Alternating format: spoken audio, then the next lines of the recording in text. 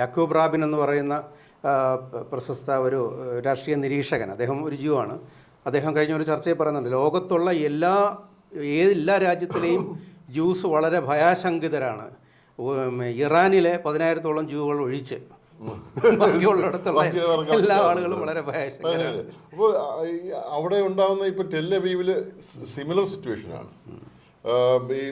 ഈ പറയുന്ന അവിടെ ഹൈഫയിൽ മുഴുവൻ ഇതുപോലെ തന്നെ അവരുടെ ഓയിൽ സംഭരണം മുഴുവൻ പോയി. ഡിമോണ ഹൈഫയാണെന്ന് തോന്നുന്നു ഏറ്റവും അവിടെ തുറമുഖ പട്ടണമാണ്. അപ്പോൾ ഈ സ്ഥലങ്ങളെല്ലാം പ്രശ്നമാണ്. ഈ പറയുന്ന പവർ സപ്ലൈയും അവിടെയും ഇല്ല. ഈ ബങ്കറുകൾ അത്യാവശ്യം അവർ ബങ്കർ പണിതുകൊണ്ട് കുറേ പേരെങ്കിലും രക്ഷപ്പെട്ടെന്നാണ്. പക്ഷെ പരിക്കേറ്റുകൾ ചികിത്സിക്കാനും ബാക്കി എല്ലാ കാര്യത്തിനും ഒക്കെ ഇപ്പോഴും വളരെ ബുദ്ധിമുട്ടാണ്. അമേരിക്കൻ സപ്പോർട്ട് ഉള്ളത് കൊണ്ട് മാത്രമാണ് അല്ലാതെ പോകുന്നത്. പക്ഷേ ഈ ഒരു ഹ്യൂമാനിറ്റേറിയൻ ക്രൈസിസ് വാസ്തവത്തിൽ ഇസ്രയേലിനുണ്ട്. ഇസ്രയേലിന് ഇതുപോലെ തന്നെ പോകാനായിട്ട് എയർലിഫ്റ്റ് ചെയ്തുകൊണ്ട് പോകാൻ അമേരിക്ക ഉണ്ടാവും, അല്ലെങ്കിൽ ബ്രിട്ടീഷ് ഉണ്ടാവും.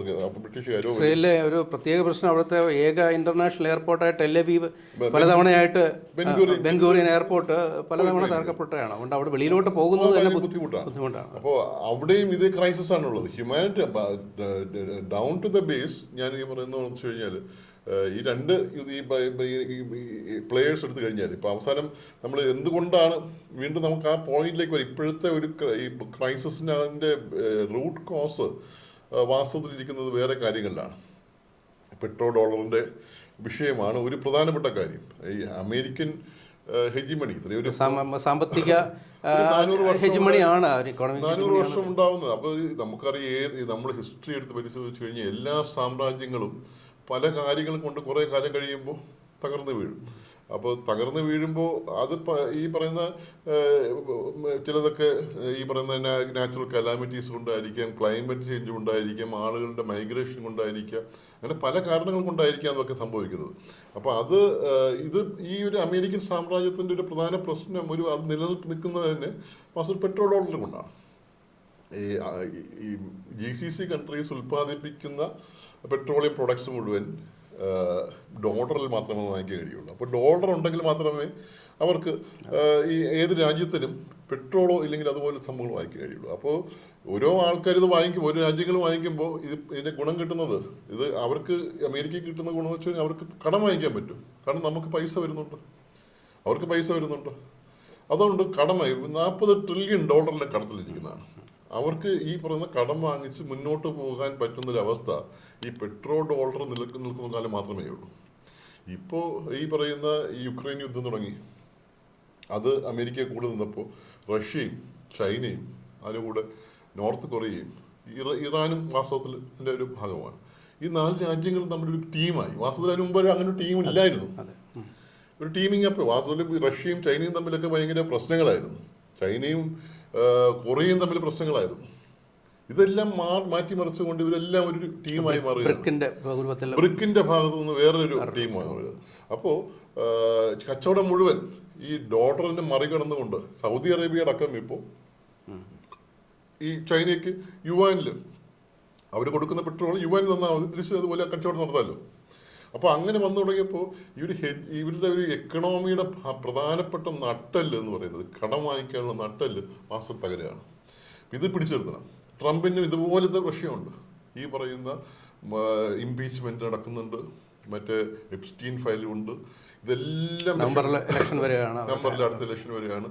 ഇതെല്ലാം രക്ഷപ്പെടണമെങ്കിൽ ഈ ഒരു യുദ്ധം നടത്തിയിട്ട് ഇങ്ങനെ രക്ഷപ്പെടാൻ ഒരു ചാൻസാണ്.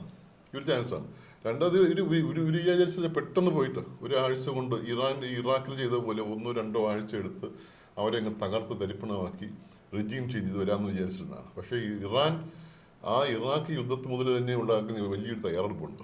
അത് മാത്രമല്ല, അവർ ആധുനികവൽക്കരിച്ചു. പ്രത്യേകിച്ച് റഷ്യയുടെ കൂടെ നിന്ന് ഉക്രൈൻ യുദ്ധത്തിൻ്റെ ഭാഗമായി ഡ്രോണുകളുടെ കാര്യത്തിലൊക്കെ അവർ നോക്കിയ കാര്യങ്ങൾ വളരെ വിപ്ലവകരമായിട്ടാണ്.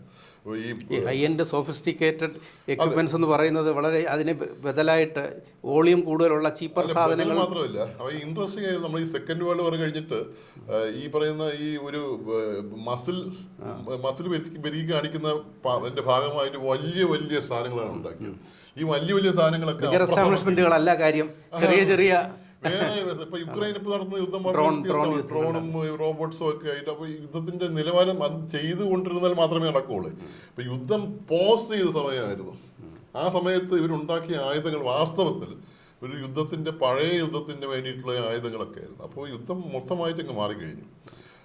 അപ്പോൾ അവർക്ക് അവർ ഈ ഭൂഗർഭാറകളും മറ്റു സംഭവങ്ങളൊക്കെ ഉണ്ടാക്കി എല്ലാ ദിവസവും ട്രംപ് കാലത്തെഴിച്ച് പറയുന്നത് എന്താ, ഞങ്ങൾ അവരുടെ എല്ലാ മിസൈലുകളും നശിപ്പിച്ചു. വൈകുന്നേരമാകുമ്പോൾ അതേ മിസൈലുകൾ വീണ്ടും വരുന്നു. എല്ലാ ദിവസവും കഴിഞ്ഞ ഇപ്പോൾ എല്ലാ 26 ദിവസവും ട്രംപ് പറഞ്ഞിട്ടുള്ള ഒറ്റ കാര്യമേ ഉള്ളൂ. പക്ഷേ ഇത് തിരിച്ചു വരുന്നുണ്ട്. അപ്പോൾ അവരുടെ കണക്കുകൂട്ടലുകൾ തെറ്റുന്നു. അങ്ങനെ അമേരിക്ക നമ്മൾ ഒരു പക്ഷേ ഇറാനിനെ കുറിച്ച് പറയുമ്പോൾ ഇറാൻ്റെ ഒരു രാജ്യം എന്ന നിലയ്ക്ക് ഒരു ജനത നിലയ്ക്കുള്ള അതിജീവനമാണ്. ഈ യുദ്ധത്തിനകത്ത് അവർ അതിജീവിച്ചേ പറ്റും. അല്ലെങ്കിൽ അവർക്ക് ഈ പറഞ്ഞ ഒരു വലിയൊരു ഹ്യൂമാനിറ്ററി ഒരു എക്സിസ്റ്റൻഷ്യൽ ക്രൈസിസും റിലീജിയസ് ക്രൈസിസും ഒക്കെയാണ്. പലതരത്തിലുള്ള ക്രൈസിസാണ് ആ ജനത നേരിടേണ്ടി വരുന്നത്. പക്ഷേ തിരിച്ച് ഇപ്പുറത്ത് നോക്കുകയാണെങ്കിൽ അമേരിക്കയെ സംബന്ധിച്ചിടത്തോളം, പ്രത്യേകിച്ച് ഈ പറഞ്ഞ ഇൻഡസ്ട്രിയൽ കോംപ്ലക്സിനെ സംബന്ധിച്ചിടത്തോളം അതുപോലും അതിന് ഒരു ഹെജിമോണിക്കൽ ക്രൈസിസ് ആണ്. അവരുടെ ഹെജിമണി എക്കണോമിക് ആയിട്ടുള്ള ഒരു ക്രൈസിസ് ആണ്. അതിൽ നിന്നും രക്ഷപ്പെടാനുള്ള അവസാനത്തെ ഒരു പരിപാടിയായിട്ടാണ് അവർ ഈ യുദ്ധത്തെ കാണുന്നത്.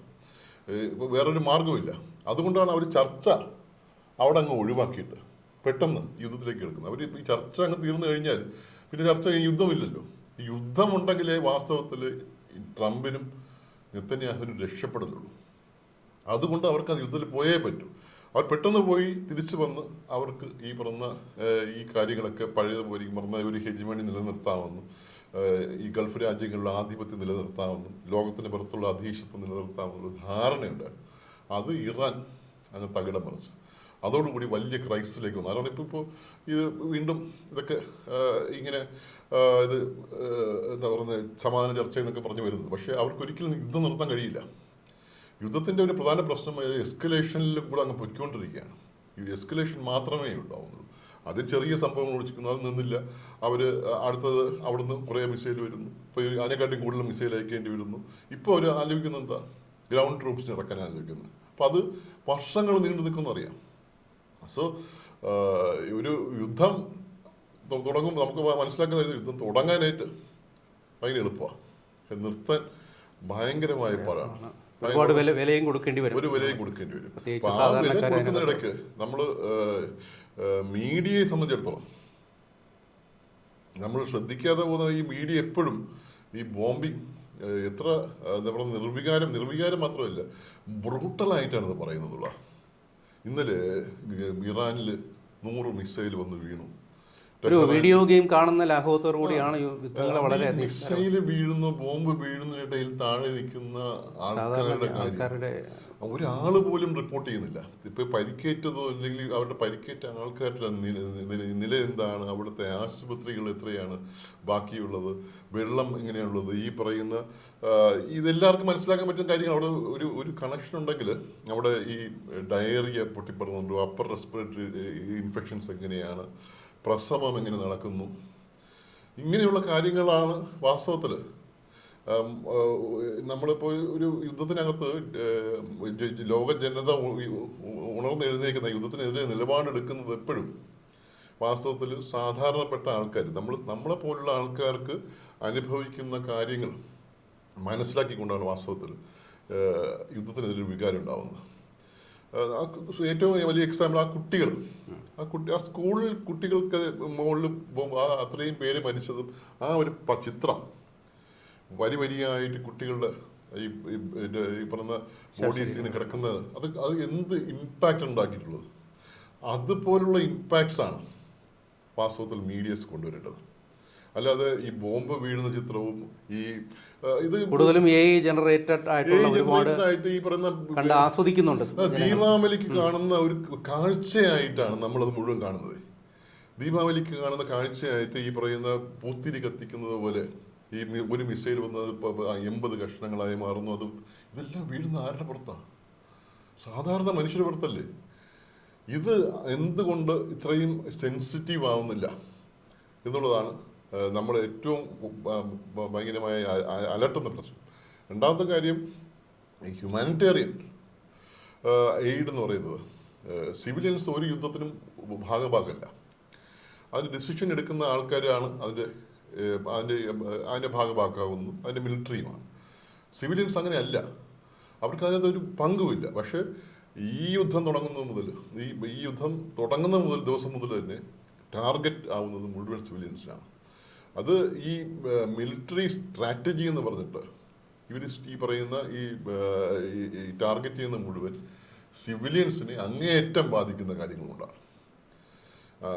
അത് നമ്മൾ പലപ്പോഴും ഈ പറയുന്ന മീഡിയ കാണാതെ പോകുന്ന കാര്യമാണ്. അപ്പോൾ അത് അവർ അപ്പോഴും ഇതിനെ ഇടുന്ന ഈ പറയുന്ന വാട്ടർ ട്രീറ്റ്മെന്റ് പ്ലാന്റിൽ ബോംബിടുന്നത് വലിയ കാര്യമായിട്ടും അത് തകർത്തു. അതുകൊണ്ടുള്ള പ്രശ്നങ്ങളെ കുറിച്ച് ഒരു വാക്ക് പറയാത്തതാ. അപ്പോൾ ഈ രണ്ട് കാര്യങ്ങളിലെങ്കിലും ഒരു മീഡിയക്ക് ഒരു ഡിഫറെൻറ്റ് ആംഗിൾ വേണമെന്നുള്ളതാണ് എൻ്റെ ഒരു ഈ പറയുന്ന അറ്റ്ലീസ്റ്റ്. പിന്നെ തീർച്ചയായിട്ടും ഇത് കുറച്ച് ദിവസങ്ങളിൽ എടുക്കും തോന്നുന്നു ഈ ഒരു ഹ്യൂമാനിറ്റേറിയൻ എയ്ഡൊക്കെ. കാരണം ഈ പറഞ്ഞ രാജ്യങ്ങളിലെ അധികാരികൾ സമ്മതിക്കണം, ബോർഡർ ക്രോസ് ചെയ്യാനുള്ള സംവിധാനങ്ങൾ ഉണ്ടാവണം, ആൾക്കാർക്ക് അപ്പുറത്ത് എത്താൻ വേണ്ടിയിട്ടുള്ള സംവിധാനം ഉണ്ടാവണം, ട്രാൻസ്പോർട്ടേഷൻ ഉണ്ടാവണം, അത് നിർബാധം തുടങ്ങണം, ആംബുലൻസ് റൺ ചെയ്യണം, അതിനുവേണ്ടിയുള്ള ഇന്ധനമെങ്കിലും കൊടുക്കേണ്ടി വരും. ഇങ്ങനെയുള്ള ഒത്തിരി കാര്യങ്ങൾ ഉണ്ടായാൽ മാത്രമേ വാസ്തവത്തിൽ ഇപ്പോഴത്തെ അവസ്ഥയിൽ ഒരു ഹ്യൂമാനിറ്ററിയൻ എയ്ഡ് ഇറാനിൽ പോസിബിൾ ആയിട്ടുള്ളൂ.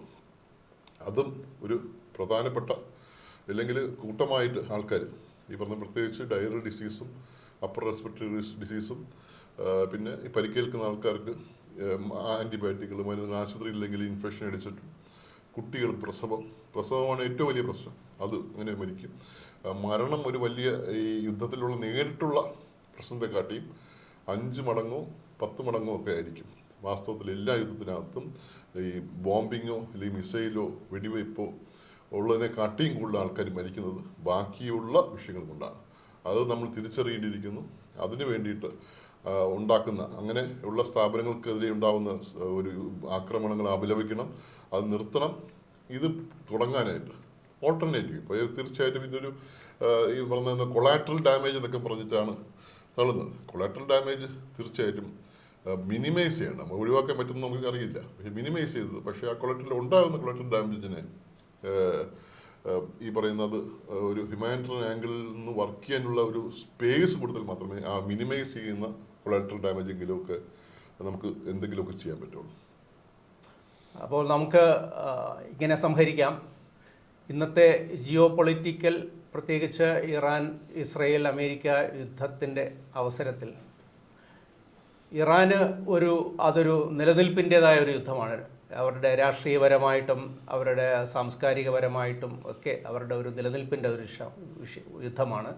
അമേരിക്കയ്ക്കും മറ്റ് വെസ്റ്റേൺ ചേരികൾക്ക്, അമേരിക്കയും ഇസ്രയേലും പ്രത്യേകിച്ച് അവർക്ക് അവരുടെ സാമ്പത്തികമായിട്ടുള്ള അതീശത്വത്തിൻ്റെ പെട്രോൾ ഡോളർ ഉൾപ്പെടെയുള്ള അത് നിലനിർത്തേണ്ട അവരുടെ ഒരു നിലനിൽപ്പിൻ്റെ ഒരു യുദ്ധം എന്ന നിലയ്ക്ക് ഇത് പെട്ടെന്ന് തീരും എന്ന് നമുക്ക് പ്രതീക്ഷിക്കാൻ കഴിയില്ല. കുറച്ച് ആശങ്കകൾ അക്കാര്യത്തിലുണ്ട്. ട്രംപ് പോലും 5 ദിവസവും അതിലൊരു സീസ് ഫയറിനും ഒക്കെ ശ്രമിക്കുന്നത് പുതിയ യുദ്ധ സജ്ജീകരണങ്ങളുമായി വീണ്ടും ആയിരിക്കും എന്ന് നമുക്ക് സംശയിക്കേണ്ടിയിരിക്കുന്നു. കാരണം ഈ സാധാരണ ജനങ്ങളെ ദുരിതത്തിലാക്കുന്ന തരത്തിലുള്ള യുദ്ധം, സന്തോഷ് നേരത്തെ പറഞ്ഞ കൊളാട്രൽ ഡാമേജുകൾ യുദ്ധത്തിൻ്റെ ഒരു ഘട്ടത്തിലാണ് ഉണ്ടാകുന്നതെങ്കിൽ ഇത് കൊളാട്രൽ ഡാമേജിൽ നിന്നാണ് ആദ്യമേ തന്നെ തുടങ്ങുന്നത്. അത്തരത്തിൽ ഇന്നൊരു വേൾഡ് ഓർഡർ, ഒരു റൂൾ ബേസ്ഡ് ഓർഡർ ഇല്ലാത്തതും അതിനെ നിയന്ത്രിക്കേണ്ട UN ഉൾപ്പെടെയുള്ള സമിതികൾ ഇന്ന് നിർജീവമായിരിക്കുന്ന അവസ്ഥയിലും എന്താണ് യുദ്ധത്തിൻ്റെ ഭാവി എന്ന് നമുക്ക് അറിയില്ല. പക്ഷേ എന്താണെങ്കിലും രണ്ട് ഭാഗത്തും, ഇറാനിലാണെങ്കിലും ഇസ്രയേലിലാണെങ്കിലും നമ്മളുടെ GCC കൺട്രികളിലാണെങ്കിലും നമ്മുടെ പ്രത്യേകിച്ച് നമ്മൾ അക്കാര്യത്തിൽ കൂടുതൽ ആശങ്കാകുലരാണ്. കാരണം 90 ലക്ഷത്തോളം വരുന്ന നമ്മളുടെ ഇന്ത്യക്കാർ അവിടെ ഉള്ള സ്ഥലങ്ങളിലും ഈ ഡീസലൈനേഷൻ പ്ലാന്റ് ഉൾപ്പെടെയൊക്കെ തകർക്കപ്പെടുമ്പോൾ അവിടെ ഉണ്ടാകുന്ന പ്രശ്നങ്ങളും അങ്ങനെ ഇത്രയും ഏരിയകൾക്കകത്ത് സാധാരണ ജനങ്ങൾ അനുഭവിക്കുന്ന യുദ്ധത്തിൻ്റെ കെടുതികൾ അതിഭീകരമാണ്. അതിനേക്ക് വേണ്ടി വിശദമായിട്ട് അതിനെയെല്ലാം സന്തോഷം അതിൻ്റെ ഗാസയിലെ അനുഭവങ്ങളിൽ വെച്ച് വിവരിച്ചു കഴിഞ്ഞു. അതിലേക്ക് ഒരു international aid, medical and humanitarian aid കിട്ടാനുള്ള ഒരു ചാനൽ തുറന്നു കിട്ടട്ടെ. സന്തോഷിന് വ്യക്തിപരമായിട്ട് അതിനകത്ത് ഇറാനിലും ഇസ്രയേലിലും ഒക്കെ പോകാനും അവർക്കൊരു സഹായഹസ്തം എത്തിക്കാനും കഴിയട്ടെ. എന്ന് മാത്രം നമുക്ക് തൽക്കാലം ആശ്വസിക്കാം.